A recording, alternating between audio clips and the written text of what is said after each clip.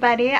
It is Saturday afternoon today, and I'm going to do a little like day and a half vlog. So the main thing that we're going to be doing together is I'm going to be showing you some projects, mostly sewing, but maybe finally using my embroidery machine for the first time ever, which I'm nervous about but also excited, and maybe some more organization and stuff to get ready for the baby. So just FYI, if you see any part of our house in the background, it will be a disaster. There's just no going around it. It is a disaster. We're just trying to get things ready to go. It's really, I don't know if we're doing things stupidly or not, but basically right now we are slammed with orders for masks. We are trying to get ready, and we're trying to get ready for the baby. And the reason why, like, our baby's not due until October, but we're trying to get ready now because we want to get it done before it gets really hot, because we currently don't have central AC. Theoretically, we might be getting central AC in the house this summer, but honestly, it feels like it's hard to really count on anything with the coronavirus and stuff going around, because we're for sure not letting anybody in our house until, and probably for quite a while, and definitely not until it's like way safe, because I am being very cautious because I know my immune system is compromised and can't get sick. Anyway, but we got Eric and I have been so productive with making masks and things like this for our orders to get sent out, and so we're kind of we're kind of in this transition where we finish like one huge pile. We're getting a huge round of orders. They're sitting in this bin over here right next to me. Eric's going to take them to the post office really soon, and instead of like starting another round, Eric's finger is driving him nuts. It's just like, well, it's not just, it is like a hangnail turning into ingrown fingernail, which everybody knows how painful that is. And then also, so he wanted to give me a little bit extra time this weekend to sew, because we found out, actually I could just say it because this video will go after our gender reveal.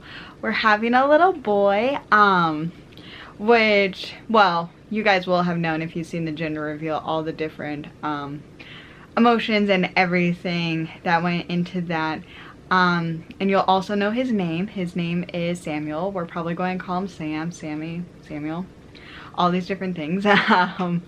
Little cutie boy. And so anyways, so if you would have heard the story behind like the name and all these different things, you would have known that sewing, how important sewing for my son is going to be, or like making things for my son is going to be. And so because of all that's happened this week with finding out we're having a boy and things like that, Eric was like, Amy, just take an extra half day off, because we have Sunday set aside for like trying to organize, which honestly is like making a bigger mess out of things, and for sewing. So he was like, just take a day off, my finger hurts, I don't want to do any more things, and I really want you to get some sewing done. So I was like, okay, and I'm not going to feel guilty about it, because usually I struggle with feeling guilty. So let's have some fun.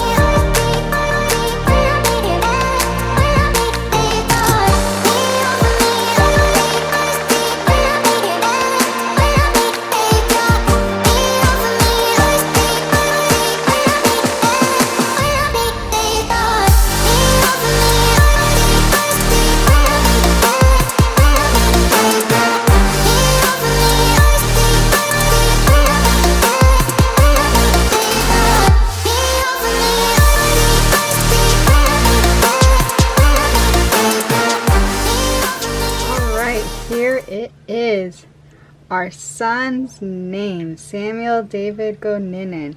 And so it's just honestly plain one side with this, which is ridiculously soft, and then the other side is this super adorable sleepy Winnie the Pooh fabric. Here, let me flip it for you guys. I'm going to have to figure out how to fold this, so, or lay it in a sense to take a picture, because this is how we're going to announce the name to like friends and family and whatever on social media. Because look at, like, it's upside down when you flip it over like this. I didn't think about that. I just thought it was like, so this is obviously, right? This is it right side with the fabric, and then, or maybe I could flip it, do half and half. I don't know, I'll think of it. But then it looks, the lettering is the same, right? So Pooh's this way, the lettering's this way. Makes sense. So I don't know. I think my brain's too tired to figure this out.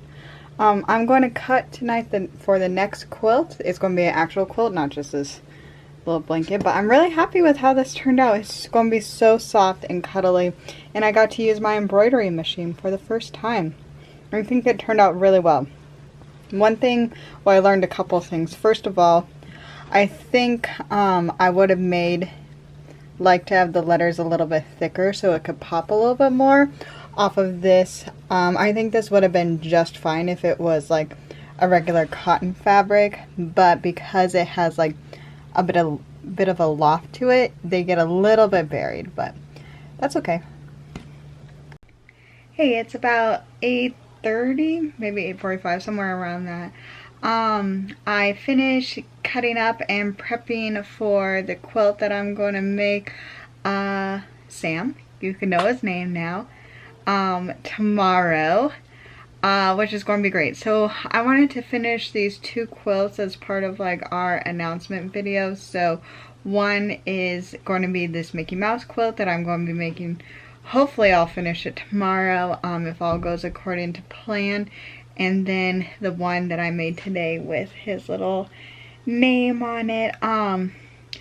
Being pregnant during this lockdown quarantine thing is so crazy. Or even I guess during this pandemic, because there's so many things that I just pictured for being pregnant with my first kid, that it's just different. And one of the things was definitely like revealing if we're having a boy or a girl, and then the name and all these different things.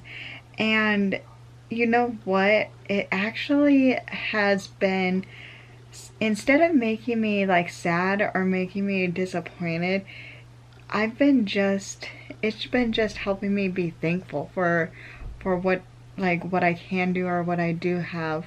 So for example, like the quilt that I've been prepping for, the Mickey Mouse quilt that I'm going to be making, all of it is fabric, like different fabrics that I've had over the years. It's 100% coming from my fabric stash, and it's not even like, and it's completely fabric that like I don't use for Amy's Small World, my business. And if you're not part of like the crafting world or anything like that, you know that first of all, getting fabric, well, fabric you could use for like quilts, cotton fabric, is insanely hard.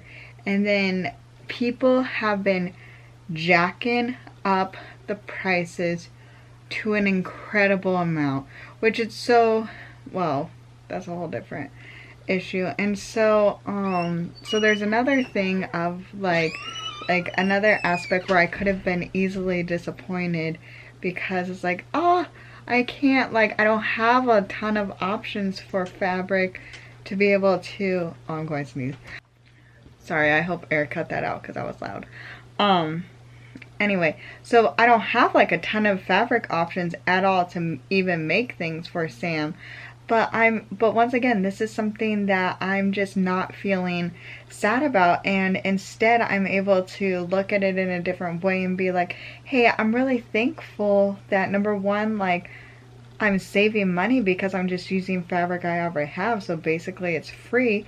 And then like number two, like I'm just thankful that I have it. So I just feel like this I feel like God has been really helping me, especially lately, in being able to just look at the bright side of things, which I'm so thankful for. So thankful for, because that is not always my personality. I am for sure a complainer and a worrier, but yeah, but not so much. Anyways, so I'm really excited about tomorrow. But I cannot stop thinking about embroidery. And I don't really know, like, I don't really, I guess, know a ton of different, like, machine embroidery projects. If you have different ideas other than putting, like, Sam's name on basically everything, if you have any ideas or suggestions, please let me know, because I really want to learn how to use this machine well. I don't really have a lot of thread. I have that one tiny little spool, but maybe. Anyway, so if you have any suggestions on different projects I could do that require the embroidery machine, I think it's a pretty good machine. I did a ton of research on it before. Please let me know. So anyway, I'm way into reading again. Thank goodness. I'm so happy. I'm such an emotional reader, and it is really hard when I'm not into reading, but I'm so into reading right now.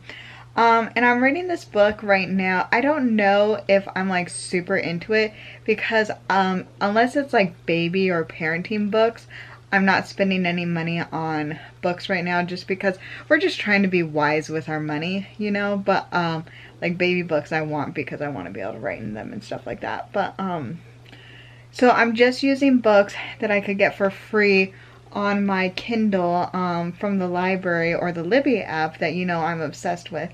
So how that app works is that, like, they have books that are available, or audiobooks that are available, or that you could like place a hold on some books, but you could only have like 10 books up to hold, but then you have to wait until someone else returns the book. And so most of my books I'm like waiting, you know, for it. And so there was one called At the Water's Edge that was just an available book, and so I picked it up, and basically it is set, so far I'm reading it, it's interesting. I'm not like really like, I'm not obsessively thinking about it, you know, but it's interesting enough. And it's a book set during World War II. It is a husband and wife, and then their mutual friend who is a man. So the two guys, the husband and then the friend,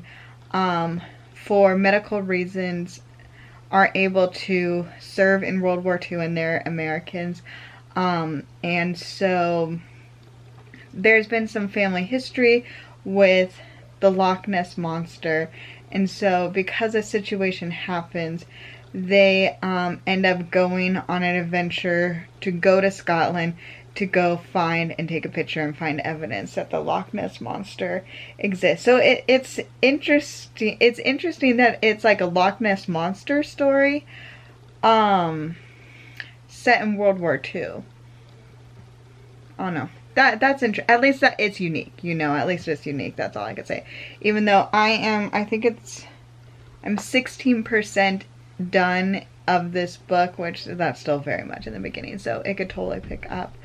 But so I'm trying to finish this because I got a notification that I think it's the third book in the Red Rising series that I have been trying to read is available, so I downloaded it. But I want to finish this book first, because I don't like starting a book and then not finishing it unless it's terrible.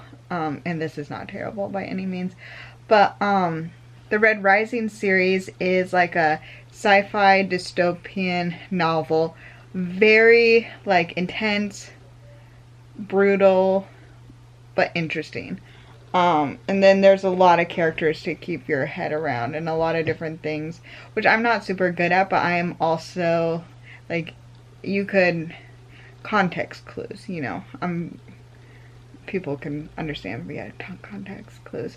So anyway, Eric is sitting right here next to me. We're enjoying on the screen, well, he's enjoying big, huge, you want to say hi?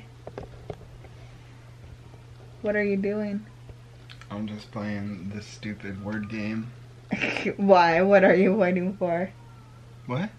He's waiting to watch, to finish his movie because he paused it and then... Watching Star Wars again.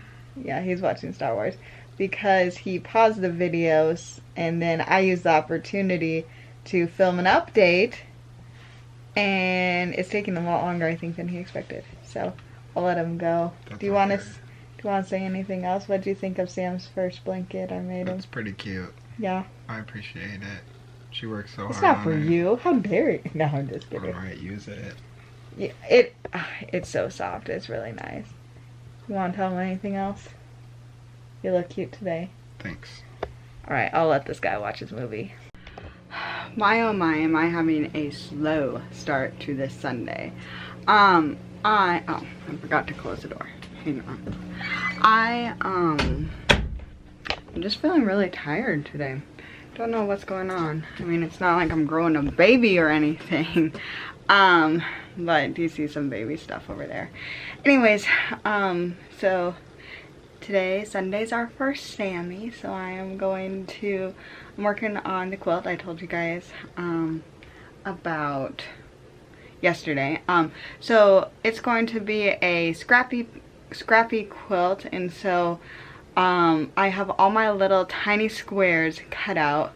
Like, look at how tiny these squares are. They're just 3" by 3" squares. And so well, first of all, it's been a long time since I made a quilt. I guess I kind of made one for Eric's birthday. I don't think I've ever showed you it. I'll show it to you later. And it's been an even longer time since I made a scrappy quilt. But here, let me flip you around. So when I make a scrappy quilt, I sometimes will like plan out exactly, like place each one of them where they're supposed to be, but I just didn't really feel like doing it because I don't think it's necessary for this quilt. But what I do is I try to like group them by different like tones. So this is just going to be a blue quilt, obviously. So I have the different kind of tones that go together. This is kind of an outlier, this one. I don't know if you could tell in real life. Like I was thinking here, but not really. Here, oh. Maybe, you know what, I'll put it with those dark ones, I guess. Anyway, so then what I do is I just like take one from each pile. These two I might do it like switch off every other one because this is like light blue and this is brighter blue. And so when it's time to like make the quilt, I'll have one stack where the colors aren't like mixed together. Like I don't want all of like the dark ones grouped together, then all the bright ones grouped together. Like I kind of want it to be scattered, even though there's not going to be a pattern. So that's what I'm going to do. It is Monday now.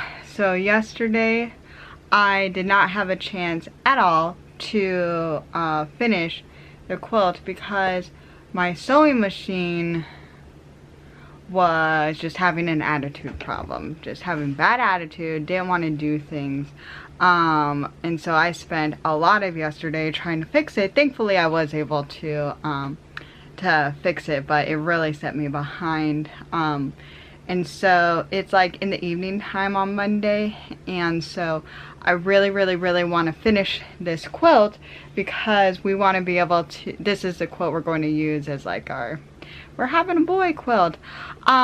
So this is supposed to be, this is a baby quilt, and it turned out humongous for a baby quilt. But it's fine. My name is Amy and I make big quilts apparently. But let me show you what it is so far and then I'll explain. So it's just laying out on the ironing board. Don't worry about these wrinkles. And I don't know exactly how I'm going to quilt it, but I think I might just go, I have variegated blue thread, and I might just like follow the lines and see how it goes. But look it, isn't variegated thread so pretty? I love it. Okay, so it is Tuesday because this like what was supposed to be 1.5 day vlog is turning out a lot longer. I want to record. I put makeup on. I did my hair, and I'm wearing a dress. Even though you can't see the dress in the pictures we ended up taking. Let me step back. I have to have proof because this has been months and months before. She hasn't done her hair in a long time. Or makeup even longer. Please also show the baby bump. Baby. Turn sideways. Baby. There you go. And Eric says to stick it out. Yep, you gotta stick it out. So I'm trying. Okay, so this is not a perfect quilt by any means, but I don't think Sam's going to care at all. Oh, so I make huge quilts for babies. Let's hope the baby's not super huge. It's pretty cute. But I'm happy with it. And then I think this will be something we'd like use to like play on the ground with him. I actually really like, did you get a wide shot of, it might be hard to tell, but It's easier when it's close up, but there's like, it's a Mickey head basically. Yeah, I really actually like how it turned out with the variegated thread and things like this. Yeah, so thank you guys so much for watching. If you are new, I'm making a list right now of all the things I want to try to teach myself how to sew, but I'm not a perfectionist. So if you are interested in non-perfect sewing, hit the subscribe button, and if you like these videos, please thumbs up. And thank you guys so much for watching. I'm so excited to see my baby play on this. I have 21 more weeks to go.